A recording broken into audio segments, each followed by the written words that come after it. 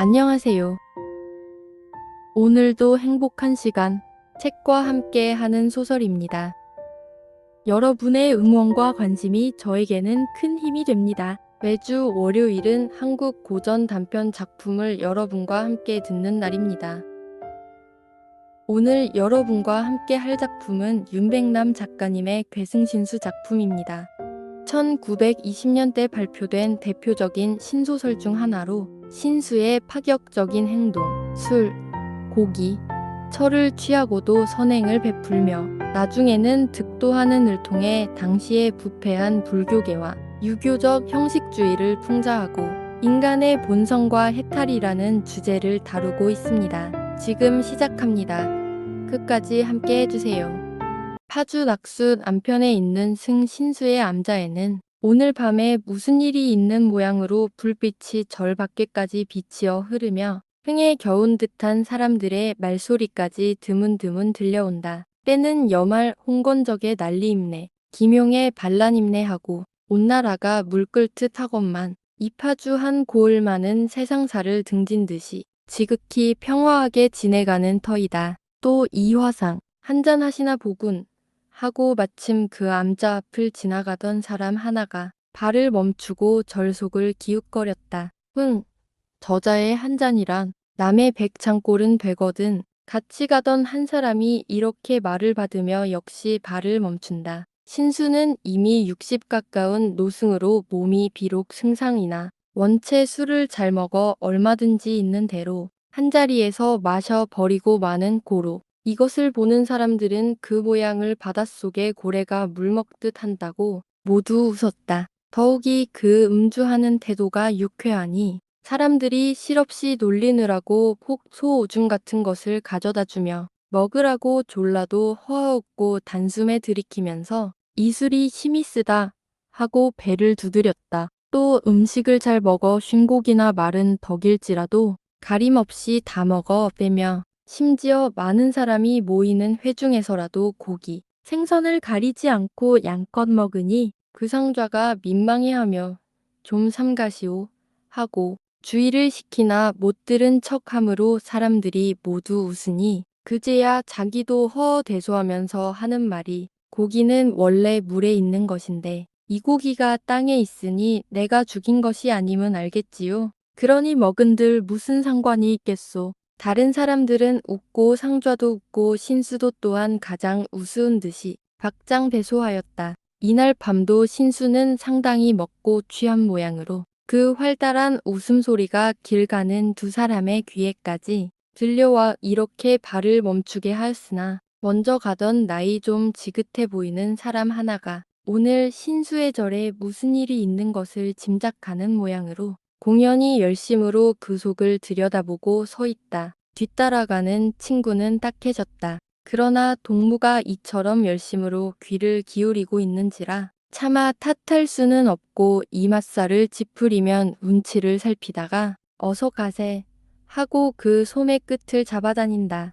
그러나 친구는 무엇을 생각하는 듯이 참 세상에 횡재하는 놈도 많으 하며 혼자 탄식하였다. 같이 가던 친구는 더욱 못마땅한 듯이 입맛을 적적 다시더니 이 사람 정신이 바뀌었네 하고 기가 막혀 하늘을 쳐다볼 뿐이다. 사실 신수의 시금이라면 언체 유명하여 마을 사람들도 이를 탓하기는커녕 도리어 일종의 애교로까지 여기고 을에 예사롭게 보아 넘기거든. 이렇게 같이 가던 친구가 새삼스레 떠날 마음이 없어 하는 것을 보고 글쎄 무엇을 생각하기에 이 모양이야. 정그럴 테면 혼자 밤이라도 세게 하고 젊은 편 사람은 먼저 갈 듯을 말하였다. 참 저런 삼촌이나 하나 있었으면 좋겠다. 그러나 먼저 말하던 사람은 친구의 재촉이 들리지도 않는 듯 여전히 절 안을 들여다보며 혼자 말을 계속한다. 이 사람아 무슨 말을 그렇게 하는가. 하필 그 16나한을 숙부로 섬기지 못해 애란 말인가. 16나한이란 신수의 별명이니 그가 머리를 흔들며 입을 삐죽거리고 눈방울을 굴릴 때마다 그 형상이 모두 기이하므로 16나한의 상 같다 하여 마을 사람들이 이렇게 지어 부르는 것이다. 상판이야 어떻든 원통한 일이 있으니 말이지. 처음 입을 열던 사람이 겨우 그 친구의 존재를 발견한 듯이 비로소 이렇게 대꾸를 하니 이 사람 앞만 해도 망령이 낫네 그려 하고 그 친구가 어이없는 듯이 웃었다. 자네야말로 정말 까닭도 모르고 욕부터 해야 그래 옳단 말인가. 늑스고래한 사람이 정색을 하며 다가서는 것을 보자 웃던 친구도 당황한 듯이 손으로 막으며 아니 그까짓 중에 일로 이렇게 시비조를 걸며 따질 건 없네 하고 물러섰다.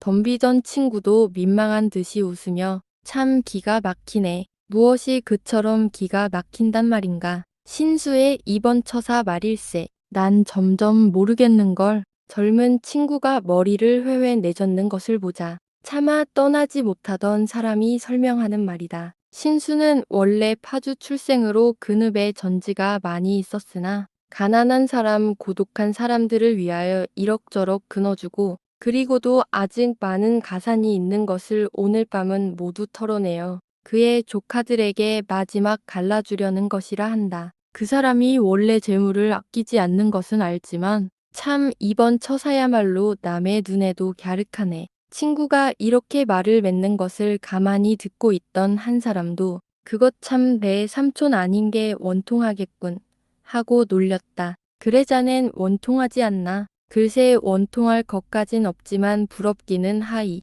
두 사람은 함께 웃었다. 과연 이날 신수는 세 사람의 조카들을 모아놓고 주안을 배포하여 실컷 먹고 마시게 한 후 각각 지점을 분별하여 땅을 갈라주었다. 그중 한 사람이 우선 잡수실 건 남겨야지. 이렇게 모두 주셔서야 하고 간절히 사양하는 것을 나는 중이니 동량을 다닐 테다 하며 그 뚱뚱한 배를 두드리고 웃었다. 그 모양이 어찌 기이하든지 방한 사람도 웃고 심지어 기명이며 등불까지 허리를 펴지 못하는 것 같았다. 이리하여 신수는 수중 무푼전하여 집집으로 탁발을 다니나 수단이 심히 묘하고 또 입에서 나오는 말이나 그 행동의 일거일투가 모두 우스워 한 번 본 사람에게라도 숙친한 감정을 주므로 서로 불런 아하니 여름에도 오히려 흰밥을 상식치 않는 때가 없었다. 어느 날 그는 가득 찬 시주 바랑을 메고 절을 향하여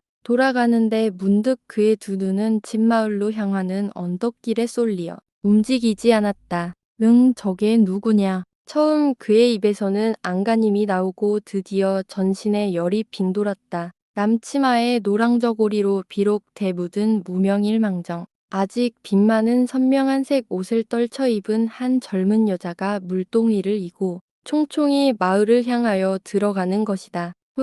보것 괜찮은데 사람 참 눈골 사납겐 해주네. 신수는 빨리 그 여인의 뒤를 따라갔다. 사람들이 혹 무어라고 말하면 지금 세상 사람들은 모두 이욕이 서로 얽혔으며 혹은 심장이 포악하여 번뇌에서 깨어나지 못하므로 좋은 것을 보면 침을 흘리고 고운 여인을 보면 음심을 품으나 이루지 못하고 바둥거리지만 나는 그렇지 않아서 먹고 싶은 것이 있으면 곧 먹고 색을 보아도 곧 취하므로 그 뒤는 곧 여름날 소나기 오는 것과 같이 순간에 씻어버리나니 이것이 그래 제일 아니요 하며 여전히 크게 웃어버렸다. 그러므로 마음이 걸직한 계집이나 바람기 있는 여자들이면 도리어 고리탑삭한 범부보다 신수의 이 호담 패연한 것을 좋아하여 슬슬 기어드니 그도 밉지 않게 보는 계집이면 그만큼 치닥거리도 해주어 이 방면에 있어서의 평판은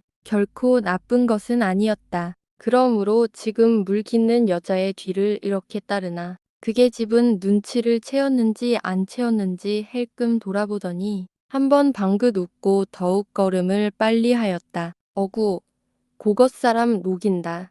신수도 급히 따라갔다. 무너진 사리짝 문턱에 이르러 계집은 약간 돌아보는 듯 하더니 다시 한번 새긋고 쑥 들어가 버린다. 신수는 달아 들어갈까 하다가 차마 그러지 못하고 울타리 밑에 주저앉아서 가만히 동정을 살피고 있었다. 물독에 물을 쭉 들어붓더니 아이고 이 망나니 어디를 갔을까? 이따위 입을 놀리고 뭐라고 알아듣지도 않게 연방 종알대는 그의 사설 소리가 들린다.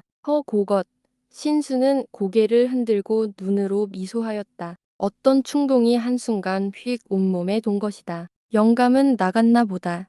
하고 그는 드디어 벌떡 일어났다. 이 집은 성웅의 집이다. 원체 가난한 모양이므로 탁발의 내왕에도 들려본 일은 없으나 이 마을에서 자란 신수라 집안 형편쯤이야 짐작 못할 배 아니다. 가난하고 늙고 착할 뿐인 성웅. 그러면 저게 집은 아마 그의 아내인 모양인데 언제 저렇듯 예쁘고 젊고 팔팔한 것을 맞아들였을까? 험험 험. 신수는 연애 헛기침을 해가며 코를 실룩거리고 입을 빙글거리도록 두 손을 뒷공무니에다 짐지우듯이 얹어가지고 그만 그 집 속으로 들어갔다. 툇마루 앞에다 시주 자루를 들이대고 방 안을 기우시 들여다보았다. 세간이라고는 허리 부러진 고리짝 하나 없는 방구석을 등지고 가만히 앉아있는 계집을 슬쩍 쳐다보나 그는 아른 채도 아니하고 빈 바느질 광주리만 뒤지고 있다. 새침한 계집년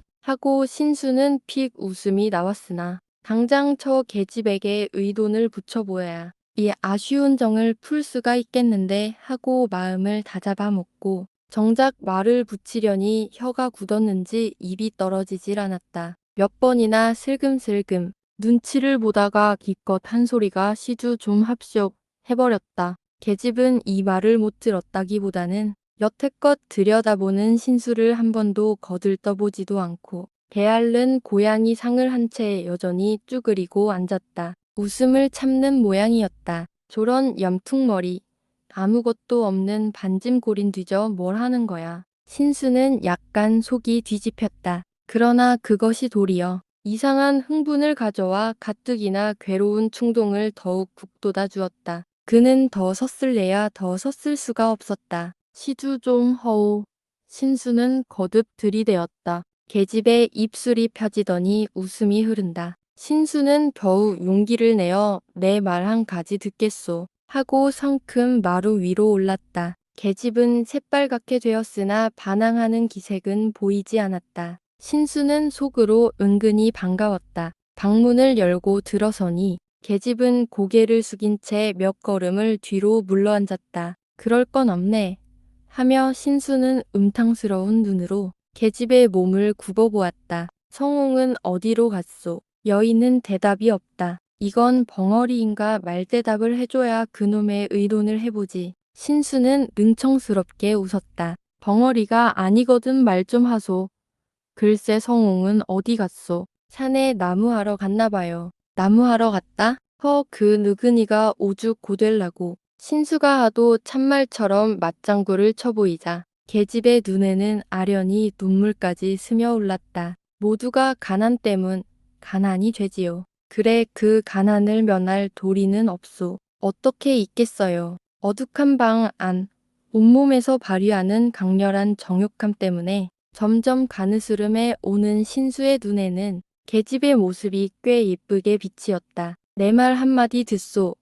우선 이 가난만은 면하게 해줄 테니 신수에게서 기어이. 최후의 성고를 들은 계집의 얼굴은 약간 창백해졌다. 몸을 가늘게 떨었다. 내가 이 방에 들어온 것을 가만히 두는 데는 필시 무슨 결심이 있을 것. 자, 그 결심을 어디 실행해보지. 신수는 발발 떠는 계집의 손을 잡았다. 여인은 갑자기 몸을 떨치며 손을 빼앗으려 한다. 세상에 억울한 일도 있다. 그래 이처럼 예쁜 여편네를 고생시키다니. 잔에게로 면해볼 도리가 있겠지. 신수는 그만 계집의 목을 얼싸 안았다. 에그머니. 계집은 중에 손을 뿌리치고 일어나려 하였다. 그러나 그때 벌려진 신수의 넓은 품은 계집을 놓지 않았다. 성웅의 천은 마치 독수리에게 움키운 닭과 같이 그의 품속으로 말리어 들어갔다. 저녁 해가 붉게 산마루를 물들일 때까지 한갈퀴라도 더 모으고자 힘없는 팔에 힘을 돋우던 성웅은 드디어 어슬렁어슬렁 집을 찾아들었다. 아침 식량이 떨어졌는 줄 빤히 아는 터에 저녁밥을 찾아 들어오기는 너무도 서글픈 일이지만 그래도 빈 창자가 쪼르륵 소리를 내며 무엇을 요구하는 통에 역시 내 집 밖에는 찾아갈 곳이 없는 것이었다. 그것이 어디서 변통을 해다 죽이라도 끓여 두었으면 굽어진 등을 마구 내려 누르는 듯한 나무찜을 겨우 지탱하여 쌀이 문을 돌아 들어오려던 성웅은 잠깐 멈칫하고 물러섰다. 돛돌 위에 어지럽게 굴러져 있는 한 쌍의 남자 신발과 툇마르에 자빠진 시주 자루, 그 방탕한 신수가 아내에게까지 손을 뻗쳤음은 말할 것도 없는 일이었다. 저것들이. 그의 콧구멍에서는 휘파람 소리 같은 단숨결이 드나들면 눈에는 서리빨 같은 찬 빛이 뻗치는 것 같았다. 그러나 다음 순간 오죽해야 저런 생각까지 날라고 불쌍한 것. 이렇게 억지로 생각을 돌려 뒤집힌 배아를 바로잡았다.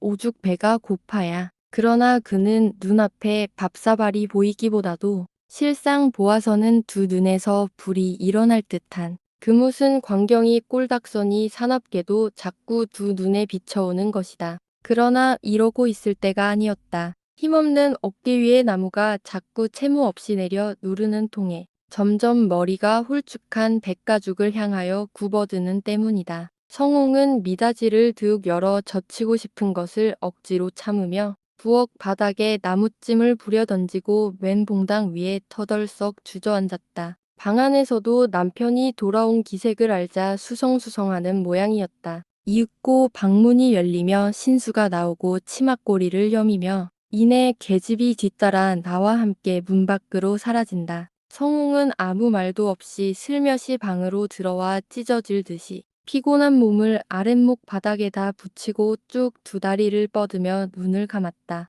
눈에 뜨이는 것이 모두 육중한 신수와 팔팔한 젊은 아내와의 사이에 일어났을 그 무슨 이상한 모양을 연상케 하여 눈을 뜨고 있을 수가 없었던 것이다. 부엌에서는 무엇을 하는지 덜꺼럭덜꺼럭 하는 소리가 연해 나며 얼마가 지났을 때 밥상을 가져다 방 한가운데 놓는다. 진지 잡수. 성웅은 시근시근 숨결만 되게 내고 누워 있었다. 밥이고 무엇이고 한바탕 때려 부수고 싶은 생각이 울컥울컥 치밀어 오르건만 모두 내 탓이다. 하고 그는 그저 참았다. 글쎄 진지 안 잡수세요. 재차 독촉하는 아내의 눈에서는 눈물 방울이 구슬같이 굴러내렸다. 불쌍한 것. 하고 성웅은 비로소 일어나 앉았다. 신수가 시주 자루를 털어놓고 가니리라. 언제 먹어보았는지 기억조차 아득한 쌀밥이 두둑하게 사발 위에 솟아올라 있다. 몇 날을 굶어 때리고 눈앞에 흰밥이 생겼을 때 동치 않을 장사가 어디 있으랴. 슬슬 다가앉는 성웅의 떨리는 손이 숟가락을 잡자마자 순식간에 남은 것이라고는 사발밖에 없다. 빈밥 그릇을 부족한 듯이 멀거니 바라보다가 멀뚱해서 물러앉는 늙은 남편을 까치랑 밤송이처럼 문목에 옹숭거리고 앉아있는 아내가 민망한 듯이 쳐다보며 웃으니 성웅도 그처럼 놀랍던 분이 모두 어디로 사라진 듯 마주보고 싱긋 웃었다. 다음 날도 성웅이 없는 틈을 타서 신수는 찾아왔다. 늦게까지 계집을 끼고 희롱하다가 역시 시주 전대를 털어놓고 가니 성웅은 모르는 체하고 전날처럼 분도 그리 나지 않았다. 계집을 못쓰게 만든 것도 모두 내 죄다 하고 깨달으니 밤낮 마실 도리에서 늙은 서방 먹여 살리지 못해 바둥거리는 모양이 도리어 아내의 고마운 덕같이 생각되며 그처럼 밉게 보이던 신수의 육중한 몸짓까지 치가 떨리게 원통하지는 않았다. 가난이 죄야 그놈의 가난이. 성웅의 마음에는 활달하고 아낌없는 신수의 성의가 도리어 미덥게 생각되며 자기를 먹이기 위하여 홍까지 버리는 불쌍한 아내를 어떻게 해서든지 한번 좋은 세월을 보여주고 싶었다. 성웅의 마음이 점점 이렇게 풀려드는 것 같이 그 아내에게로 쏠리는 신수의 사랑도 더하여져서 혹 자기가 오지 못하는 날엔 기필 상좌를 시켜서 식량을 보내주니 의뢰이 몇 날씩 연기를 올려보지 못하던 성웅의 집 굴뚝에서는 하루 3번 거르지 않고 기운차게 푸른 연기가 높이 떠오르곤 하였다.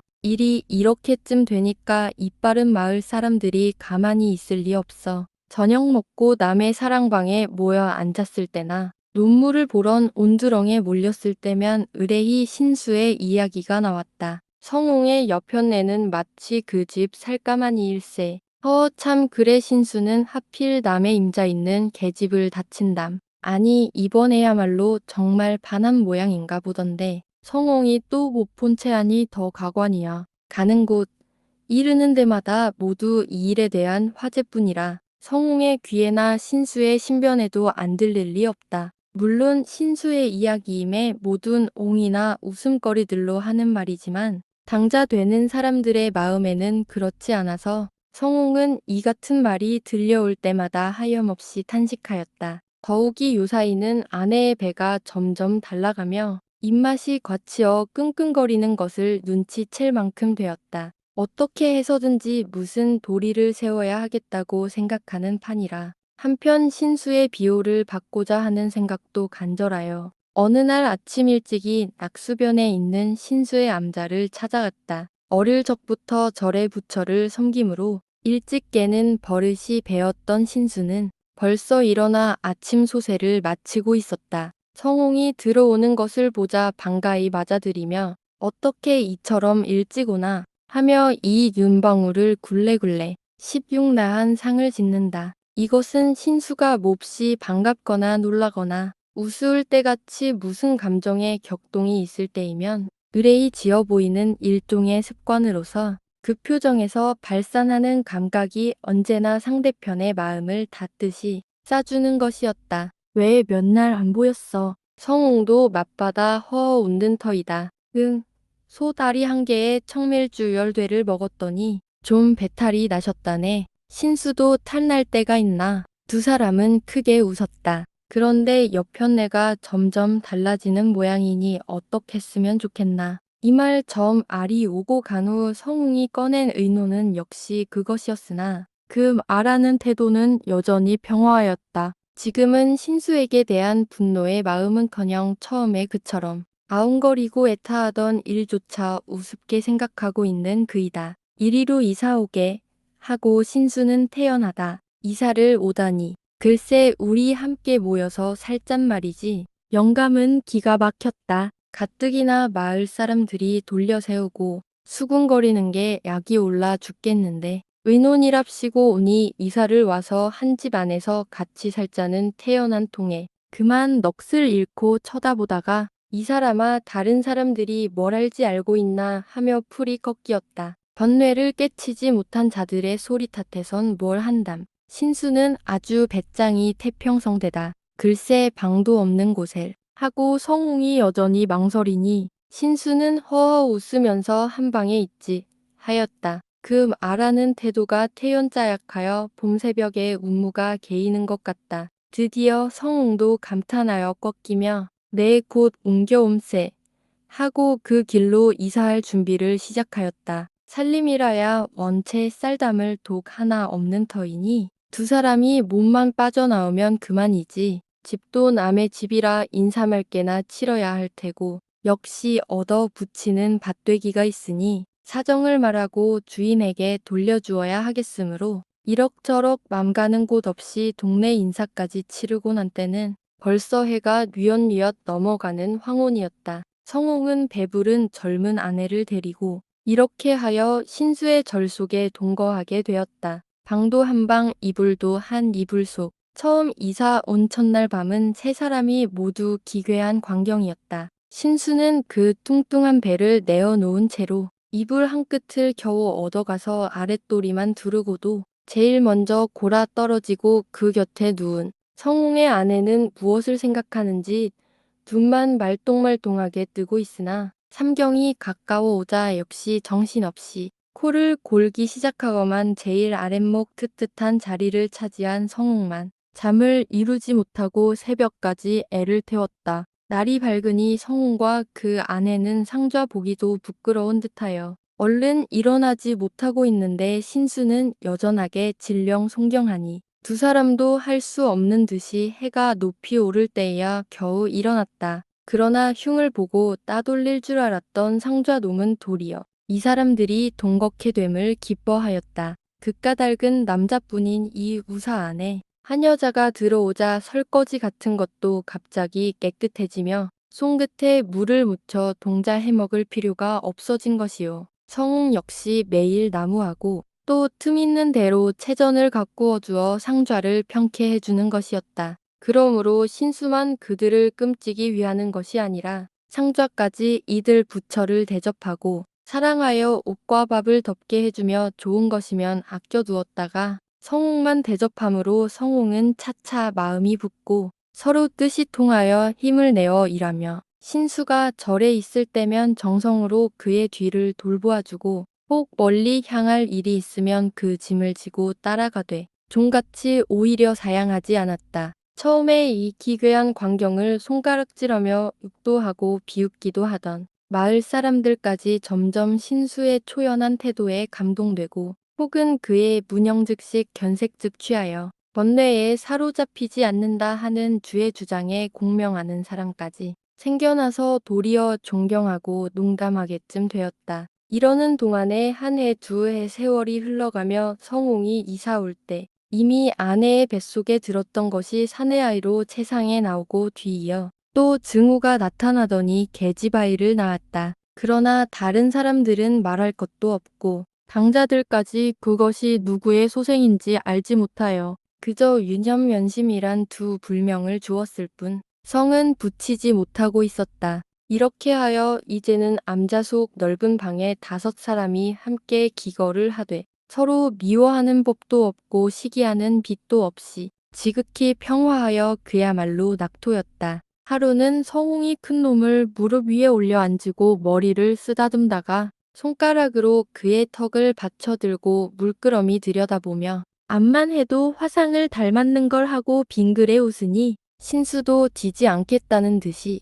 그 입모습과 이마는 자네와 한판에 박은 듯하이 하고 시침을 떼었다. 성홍은 한 손으로 자기 이마를 쓸어보고 더욱 웃으며 주름살이 이렇게 있는데 하나 그 태도는 조금도 불평한 기색이 없다. 그 아이는 자네 아일세.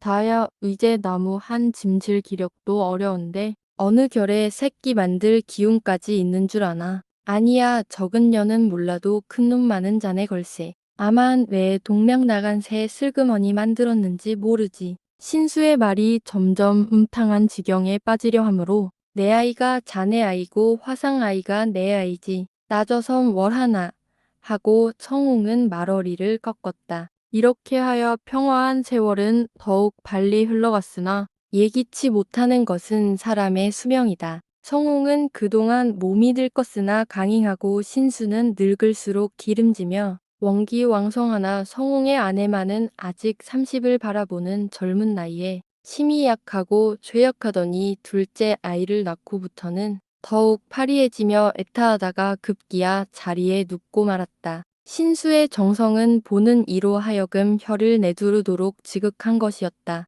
아닌 게 아니라 세 사람이 동거한 뒤에도 원체 체력이 좋고 성욕이 강한 신수는 때때로 오입을 나다니며 밤늦게까지 기다리는 성웅 부처를 잠 못 들게 하더니 한번 성웅의 아내가 자리에 눕는 날부터는 갖은 애를 써가며 이것을 간호하고 나날이 받아내는 분뇨까지 몸소 가져다 버리며 미식과 좋은 의복으로 위로하니 감탄하고 상좌도 감심하여 그 인정의 후함을 성웅도 감송에 마지 아니하였다. 그러나 인생이란 원래 무상한 것이었던지 이 강곡한 정성을 미처 살피지 못하고 성웅의 아내는 불귀의 객이 되었다. 성웅과 신수와 두 아이의 비통은 무엇으로 형용하랴. 가엾은 정에 눈물을 뿌리고 늙은 거색에 매여서 갖은 고생을 다해가며 지내더니 글쎄 넘 얹어 가버리느냐 하고 탄식하던 성웅이 그 곁에서 경을 외고 있는 신수를 돌아보며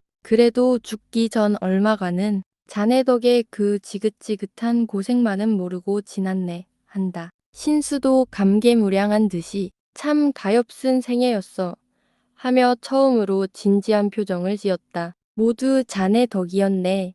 자네 때문에 나도 탈출 번뇌하고 동네 사람들도 얼마나 마음을 바로 잡았는지 몰라. 성웅의 늙은 눈에 더욱 눈물이 넘쳤다. 한 여자의 시체를 앞에 놓고 주고받는 이 두 사람의 대화에 보는 사람도 모두 감탄하였다. 이럭저럭 아내의 장례는 지냈으나 성웅의 마음 구석에는 아직 가시지 않는 한 가지 근심이 있었으니 그것은 아내도 없는 이 절 속에서 앞으로 계속하여 신수의 신세를 지기 안처한 까닭이다. 그리하여 어느 날 밤에는 잠자리에 들어가려는 신수를 붙잡고 성홍은 야 암자를 떠나갈 것을 말하였다. 왜? 하고 그 주먹 같은 눈방울을 더욱 둥그렇게 굴리는 신수의 얼굴에는 어린아이 같은 치기가 있었다. 내가 이절에 온 것이 아내 때문이었고 첫째 보호를 받게 된 것부터도 내 아내 때문이었는데 계집 죽은 후에야 내가 무슨 여미로 여전히 자네 보호를 받는단 말인가. 그래 어쩌겠단 말야. 하고 신수는 자식을 꾸짖는 어버이 모양으로 호령하였다. 넓은 방안이 찡 하고 울린다. 아랫목에서 뒹굴어 자던 두 아이가 그 소리에 놀란 듯이 눈을 떠서 작은 것이 아 하고 울었다. 신수는 얼른 일어나 이것을 다독거려 재워놓고 글쎄 어떻게 하겠단 말이야. 하고 이번에는 정색을 한다. 성웅도 민망한 듯이 따라 웃으며 어떻게 할지 적적히 말하였다. 신수는 갑자기 눈물이 글썽해지며 우리 두 사람이 형같이 동생같이 수년을 지내왔거든. 이제 새삼스럽게 자네가 날 버리고 내가 자네를 버리면 그게 어디 당한 말인가. 아니 내가 자네를 버리려는 게 아니라 하도 영의가 없으니 그럼 내가 계집 취해 자네를 도와주었더란 말인가. 그렇게 안단 말인가.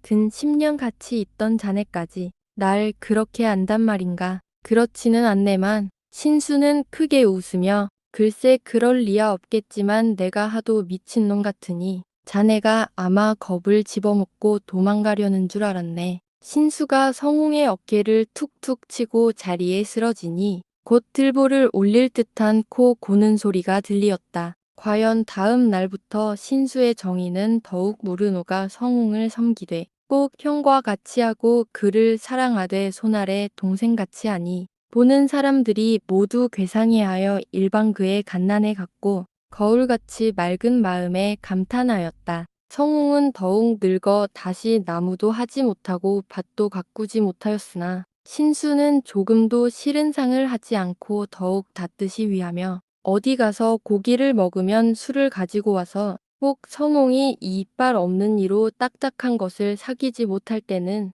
10억까지 주었다. 몇 해 후에 성홍이 늙어 죽음에 신수가 애곡하고 후이 장례하여 한 가지도 빠짐이 없으니 칭찬하지 않는 자가 없으나 신수는 여전히 마이동풍격으로 들은 채도 아니하고 태어나였다. 그러나 성웅마저 이른 뒤에는 그렇듯 정력이 전륜하던 신수도 점점 노쇠해지며 강렬하던 성욕조차 줄어드는지 그리 새까지 탐하지 않았다. 신수를 가장 사랑하던 사람은 당시 명상신년이다. 신년의 고향은 파주이므로 어릴 때 신수와 자주 상종하여 놀았으니 신수는 비록 나이 어리나 여러 가지 괴행이 많아 우스운 소리 잘하고 남의 흉내 잘 내고 더욱 마을 여편네들에게 대하여 행하는 장난이란 그야말로 천하의 가관이었다. 나중 신녀는 벼슬하여 재상자리까지 올랐으나 항상 이 괴동을 잊지 못하던 중 마침 부모의 상을 만나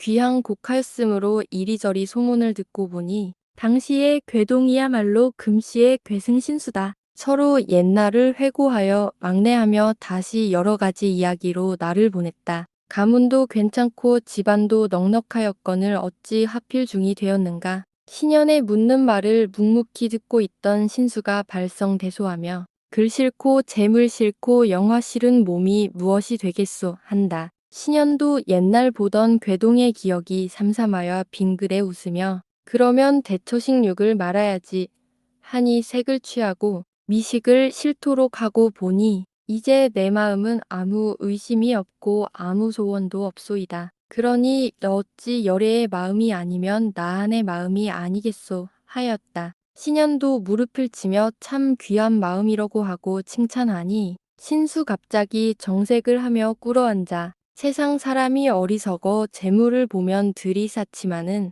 이 몸 한 번 죽으면 남줄 것이 아닙니까? 그러니 생전에 잘 입고 잘 먹을 것이지 죽은 뒤에 아무리 애통한들 무슨 소용이 있겠소이까. 가뜩이나 부모상 당하였던 시녀는 이 적적한 풍자에 눈물까지 글썽해지며 옳은 말일세 옳은 말일세 하고 연애 탐복하니 신수는 더욱 기가 나서 그러니 대감도 생전에 맛 좋은 덕과 녹주와 저륙으로 아침 저녁을 잡수실 것이지. 이러고 배옷의 소식을 취하시면 나중 돌아가신 후에 누가 건물과 술잔이나 향 피움으로 관 앞에 통곡한들 먹을 마음이 어찌 나겠소 하며 합장하고 진령 송경하여 스스로 자기 혼을 부르며 사창하되 신수 신수여. 내가 비록 이 세상에서는 미친놈 노릇을 했을지라도 왕생 극락하거든 참 사람이 되어라 하고 엎어져 대성통곡하니 소리가 온 집 안에 울리었다. 신현이 놀라 만류하자 신수는 벌떡 일어나 껄껄 웃음에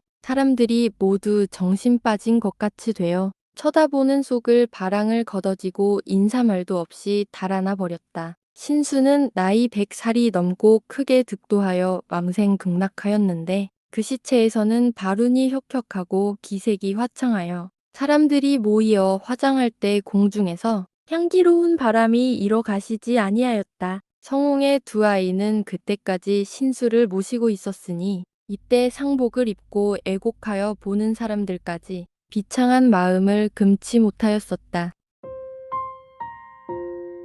먹고 마시고 사랑하는 모든 것이 번뇌를 벗어나기 위한 길이라니 참으로 기묘하고도 깊은 깨달음이 아닐 수 없습니다. 오늘 이야기 여기까지입니다.